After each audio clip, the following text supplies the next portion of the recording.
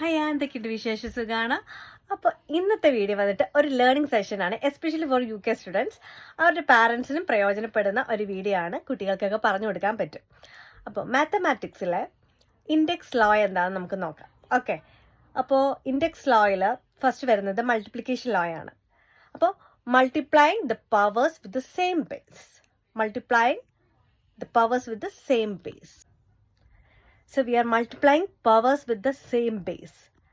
Okay, അപ്പോൾ for example a power of m times a power of n. അപ്പോൾ base number same ആയിട്ട് വരും, powers എന്തായിരിക്കും? Powers different ആയിട്ട് വരും. അപ്പോൾ മൾട്ടിപ്ലൈ ആണ് നമ്മൾ ചെയ്യുന്നതെങ്കിൽ നമ്മൾ ആ പവേഴ്സ് എന്ത് ചെയ്യണം? ആഡ് ചെയ്യണം. For example A power of M times A power of N ആണെങ്കിൽ നമ്മൾ എങ്ങനെയാണ് ഇത് കാൽക്കുലേറ്റ് ചെയ്യേണ്ടത്? We need to add the powers. Yeah, multiplication ആണ് വരുന്നതെങ്കിൽ നമ്മൾ പവേഴ്സ് ആഡ് ചെയ്യണം. സോ ഡിവിഷൻ ആണെങ്കിൽ എന്തായിരിക്കും?